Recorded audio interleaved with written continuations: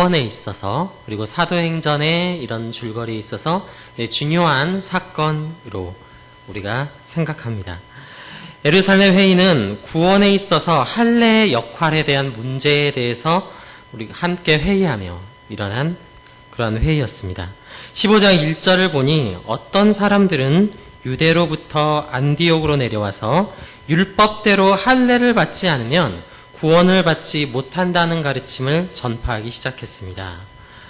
율법대로 할례를 받지 않으면 구원이 없다. 이러한 중대한 도전 앞에서 그 당시 안디옥에 있던 바울과 바나바는 그 가르침이 더 이상 퍼지지 않게 하도록 서둘러 그들과 변론하기 시작했습니다.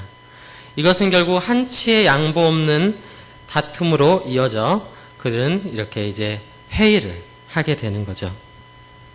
이처럼 교회 안에 정말 진리를 바로 세우기 위해서, 정말 바른 가치관을 세우기 위해선 때때로 이러한 일들도 필요합니다. 우리가 그냥 좋은 게 좋은 것, 그냥 이렇게 넘어가는 것, 이런 것도 물론 좋겠지만 정말 우리가 진리 안에서 우리가 정말 분명하게 고쳐나가야 할 것들, 우리가 분명하게 바로잡아야 할 것들에 대해서 우리가 때때로 이렇게 서로 마음을 열고 서로 대화하는 장이 분명하게 필요하다라는 것입니다. 오늘 성령의 이끌리심 안에 오늘 이 예루살렘 회의는 결국 이 이방인 선교로 가게 되는 아주 중요한 그 중간 그 사이에서 이제 일어나고 있습니다. 그들은 이러한 문제를 가지고 예루살렘 교회의 사도와 장로들에게 판결을 받고자 하여 바나바와 바울 그리고 할례를 해야만 구원을 받는다고 주장하는 사람들 몇을 예루살렘에 함께 보내게 됩니다. 자, 그런데 예루살렘에 함께 당도하여 이 문제를 함께 나누었음에도 불구하고 이런 문제는 해결될 기미를 보이지 않았고 논쟁은 계속되었습니다. 6절을 보니까 심지어는 사도들과 장로들도 이러한 문제에 일치를 보이지 못하고 많은 변론을 했다라고 이야기하고 있습니다. 6절부터 7절을 보면 사도와 장로들이 이 일을 의논하러 모여 많은 변론이 있은 후에 베드로가 일어나. 그러니까 이 베드로가 일어나서 이제 뭔가 얘기를 하는데 그 전까지 어떠한 뾰족한 결론이나 해결책은 아직 나오지 않았다는 것입니다. 이런 중 사도 베드로는 충분히 얘기를 들어본 후에 그는 드디어 일어나서 자신이 경험했던 한 가지 사건을 이야기하기 시작합니다. 그것은 그가 복음을 전했던 이방인 고넬료와 있었던 일이었습니다. 베드로는 고넬료에게 임했던 성령의 역사를 보았어요. 그는 이방인이었지만 하나님의 말씀을 잘 들었고 그는 할례를 받지 않았지만 그 하나님의 말씀을 그가 믿음으로 받았을 때 성령의 충만함을 받았던, 그래서 베드로가 그가 할례 받지 않은 자였음에도 불구하고 세례를 주는 이러한 사건을 지금 꺼내고 있는 것입니다. 자, 그러니까 할례 받지 않았던 고넬료에게도 하나님은 자신들과 동일한 성령을 주셨다라는 아주 명백한 사실, 그 경험을 베드로는 오늘 이 회의 가운데 비로소 얘기하기 시작하는 겁니다. 어떻게 보면 바울과 바나바의 손을 들어주는 것이죠. 베드로가 가장 지금 중요하게 말하는 것은 다시 한번 말합니다. 그들이 할례를 받지 않았음에도 불구하고 그들이 믿음으로 구원을 받았다라는 것입니다. 아멘. 하나님의 복음은 차별이 없다라는 거죠. 하나님은 모든 사람들을 이처럼 믿음으로 구원하기로 결정하셨다는 것입니다. 만약에 우리의 구원이 우리의 지적인 수준에 달려 있다면 어떻게 될까요? 어린아이들은 구원받을 수가 없습니다. 왜냐하면 그들은 복음을 전해도 못 알아듣기 때문에. 만약에 우리의 지적인 수준에 우리의 구원이 달려 있다면 늙은 노인들도 구원받을 수 없습니다. 왜? 말해줘도 다음 날이면 까먹기 때문에. 우리가 정말로 이 지적인 수준에 의해서 구원을 받는다면 장애인들은 결코 지적인 장애가 있는 자들은 구원을 받을 수가 없을 것입니다. 자, 그렇지만 천국은 똑똑한 자들만 있다고 성경은 말하고 있지 않습니다. 그 성경은 똑똑한 사람들만 구원을 받는 것이 아니라 지적인 수준이 높은 사람들만이 구원에 이르는 것이 아니라 하나님은 그의 복음으로 그 모든 자들, 어리석은 자들이고 지혜로운 자들이고 모두 하나님은 부르신다라는 것입니다. 또한 하나님은 사람의 도덕성을 보고 구원하시지 않습니다. 세상엔 다양한 사람들이 있죠. 때때론 자신이 처한 환경 때문에 어쩔 수 없이 위법한 일을 해야만 하는 사람들도 있습니다. 세상에 먹고 살기 위해서 범죄할 수밖에 없는 그런 안타까운 환경에 있는 사람들도 있어요. 세상엔 자라난 환경 때문에 제대로 교육을 받지 못해서요, 악한 길로 갈 수밖에 없는 그런 약한 자들이 많이 있어요. 그러나 하나님은 그들을 또한 택하셔서 하나님의 구원의 백성으로 부르시고 계신다라는 것입니다. 하나님은 세상에서 정말 성공하는 사람들, 정말 자신의 비전을 가지고 꿈을 가지고 힘있게 나아가는 그런 긍정적인 자들, 하나님 아버지는 그런 자들만을 구원하신 분이 아니십니다. 어떤 이들에게는 꿈꾸는 것조차 사치인 자들이 있어요. 그냥 매일의 현실을 하루하루 살아가기에도 힘이 드는, 정말 꿈꾸는 것조차 사치인 그런 자들도 세상에 있습니다. 그런 약자들이 있죠. 매일매일 살아가는 것 자체가 힘겨운 사람들도 있습니다. 그러나 그런 이들에게도 하나님 나라의 복음은 희망이 되고, 그런 이들에게도 하나님은 구원을 베푸신다라는 것입니다. 하나님의 복음은 차별이 없고요. 이 모든 것들은 우리의 도덕성이나 우리의 지적인 수준이나 다른 어떤 것에 의해서 결정되는 것이 아니라 하나님께서는 우리에 대한 자비와 사랑으로 우리에게 믿음을 통해서 구원을 받을 수 있도록 우리에게 허락해 주셨습니다. 이것은 우리의 약한 지적인 수준에 대한 하나님의 배려이자 하나님의 사랑이라고 생각합니다. 또한 이것은 우리의 타락한 도덕성에 대한, 그럼에도 불구하고도 우리를 버리지 않는 하나님의 긍휼하신 마음에서 일어난 일이라고 생각합니다. 하나님께서 우리 모든 이들을 죄인이라고 부르시는데 우리가 그 앞에 그 믿음이 없이는 어떻게 하나님께 우리가 구원을 받을 수 있겠습니까? 그렇기 때문에 하나님께서는 우리의 그러한 죄악된 모습에도 불구하고, 우리의 타락한 모습에도 불구하고 하나님께서는 믿음으로 우리를 구원하기로 결정하시고 우리에게 믿음을 선물로 주셔서 우리를 지금도 부르시고 계시고, 이 자리에 모인 모든 구원받은 우리들을 포함한 세상의 모든 자들을 지금도 부르시고 계시다라는 것입니다. 그래서 하나님께서는 복음에 대해서 말씀하시기를, 오히려 하나님께서 세상에 미련한 것들을 택하사 지혜 있는 자들을 부끄럽게 하시고 세상의 약한 것들을 택하사 강한 것들을 부끄럽게 하려 하시며 하나님께서 세상에 멸시받는 것들과 없는 것들을 택하셨다라고 말씀하십니다. 즉, 이 말은 하나님께서는 정말 세상적인 기준과 우리의 상식의 수준을 가지고 구원의 일을 행하시는 것이 아니라는 것입니다. 오히려 하나님께서는 때때로는 그 우리의 기준에 크게 어긋나는 자들조차도 하나님께서는 구원하셔서 그 하나님의 사랑과 하나님의 그 우리를 향한 긍휼한 마음을 보이시겠다라는 것이에요.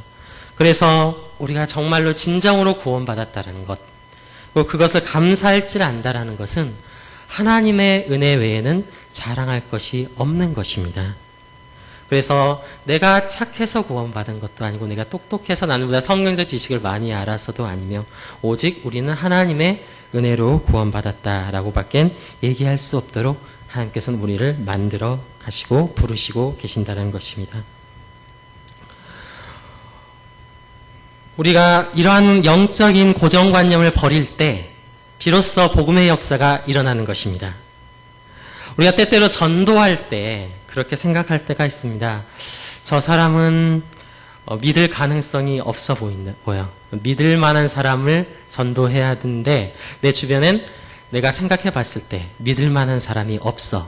하나님을 잘 섬기고 신앙생활을 할 만한 사람이 보이지 않아. 우린 그렇게 생각하고 복음의 문을 닫아버릴 때가 있습니다. 그러나 이것은 하나님께서 결코 기뻐하신 것이 아닙니다. 사도행전에 오늘 그 이방인을 향한 복음이 활짝 열린 역사는 바로 이 생각의 패러다임이 변했을 때부터 일어나기 시작했다는 것. 오늘 성경은 이 센터에 사도행전의 가운데 이 사건을 기록함으로써, 그리고 본격적으로 그때로부터 이방인의 선교가 열리는 것을 보여줌으로써 하나님께서는 우리가 생각을 변화시킬 때, 정말 우리가 영적인 생각으로 돌아설 때, 우리가 세상적인 가치관을 버리고 하나님의 복음의 가능성에 우리가 투자하기 시작할 때 복음의 역사는 일어나기 시작한다는 것을 우리에게 보여주고 계십니다. 그렇기 때문에 이제는 우리가 이 말씀을 통해서 다시금 깨달아야 할 것은 우리는 믿을 만한 사람을 전도하는 것이 아니라 우리는 믿을 것 같은 자들 전도하는 것이 아니라 그랬다면 오늘 베드로와 그의 제자들 그리고 바울과 그의 사도들도 유대인들이나 율법에 대해서 잘 아는 자들에게 전도를 계속해서 했을 것입니다. 그렇지만 그들은 이방인들에게 전도를 하기로 결정을 해요. 왜냐하면 하나님의 역사는 그런 것들을 넘어서서 일어난다는 것을 그들이 이것을 통해서 깨달았고 그들의 마음 가운데 결정했기 때문에 우리가 믿을 것 같은 사람들만 전도해서는 여러분 전도할 사람이 없을 것입니다. 제가 장담합니다. 여러분 주변에 믿을 만한 사람은 없습니다. 제 주변에도 없습니다. 그러나 그럼에도 불구하고 우리는 전도하는 것이죠. 왜냐하면 하나님께서 그것들을 하시기 때문에 하나님께서 그 마음 가운데 성령을 부어주실 때 그들 가운데도 변화될 수 있기 때문입니다. 때때로 전도를 하다 보면 이게 술 담대하시는 분들을 만나요. 예전에는 이렇게 전도하기가 좀 꺼려졌습니다. 그러나 오히려 이제는 더 쉽게 전도할 수 있게 되었습니다. 전에는 아이들이 전도하면 그랬어요. 저는 학교에서 선생님들이 저는 학교에서도 막 나가는 애예요. 저는 학교에서도 저 포기했어요. 그러니까 저는 교회 가도 어울리지 않아요. 이렇게 전도하면 그런 애들이 있었어요. 중고등학교를 전도하면. 근데 그때 제가 그 애에게 이렇게 얘기해 줬던 것 같아요. 전 성령님께서 지혜 주신 것 같아요. 그래서 네가 교회를 와야 돼. 여러분 우리가 죄인이기 때문에 교회에 와야 되지 않습니까? 우리가 술 담배를 하기 때문에 교회에 와야 되지 않습니까? 네, 우리가 세상에서 타락한 죄인이기 때문에 예수 그리스도가 필요하지 않습니까? 우리가 정말 그것을 우리가 분명하게 알았으면 좋겠어요. 저 사람이 죄인이고 정말 하나님을 알지 못하고 정말 세상에서도 손가락질 받는 자라 할지라도 하나님은 그런 그들을 위해서 십자가에서 예수 그리스도를 희생하셨다라는 것입니다. 그래서 예수님은 죄인들의 친구였고 병자들의 친구였어요. 예수님은 말했습니다. 의인에게는 의사가 쓸데가 건강한 자에게는 의사가 쓸데없다. 그러나 나는 너희들을 위해서 이렇게 왔노라. 우리가 문제가 있기 때문에 예수님이 필요합니다.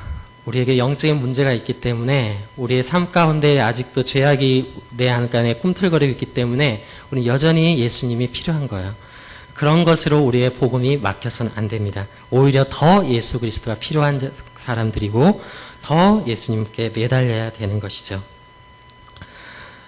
그렇기 때문에 하나님의 나라는 말도 안 듣는 아이들이 들어가기보다는 오히려 여러분 하나님께서는 세상에서 이렇게 소외되고 이렇게 세상에서 적응하지 못하는 그런 자들에게도 하나님 복음을 펼치신다는 거예요.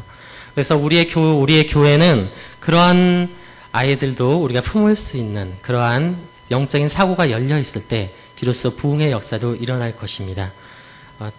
때때로 이렇게 예배 중에 보면 애들이 막 떠들고 있는 애들이 많아요. 이렇게 뛰놀고 다니고 이렇게 예배를 방해하는 아이들이 때때로 보일 때가 있습니다. 그러나 그럴 때 우리가 정말 그들을 잘 가르쳐야겠지만 그렇다고 해서 그들이 예수님의 복음을 알지 못한다거나 믿지 못할 가능성이 있다라는 건 아니에요. 우리가 그것을 때때로 오해하여서 동일시할 때가 있어요. 그래서 너는 말을 잘 안 듣기 때문에 너는 구원이 없을 거야. 우리가 그렇게 쉽게 단정 짓거나 판단할 때도 있다라는 거죠. 그러나 그렇지만 우리가 그 모든 것들을 이 시간 버려야 합니다. 그렇게 되었을 때 비로소 성령님께서는 일하시기 시작하는 거예요. 우리가 고정관념을 버릴 때 복음의 역사는 비로소 일어나기 시작합니다. 그래서 사도 베드로는 오늘 11절에서 그들에게 강하게 이렇게 선포하고 있습니다.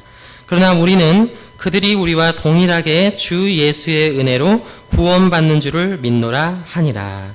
아멘. 저도 주일학교를 다니고 이렇게 신앙이 어릴 때가 있었습니다. 그때 저를 포기하지 않았던 우리 선생님들과 이런 많은 사람들, 그래도 희망을 줬던, 격려해 주셨던 많은 은사들 있었어요. 선배들 있었습니다. 그들이 있었기에 제가 오늘날 이 자리에 설 수 있을 거라 생각해요. 사실 그 선생님들이나 그 사람들은 제가 목사가 될 거라고는 아마 생각도 못했을 것 같아요.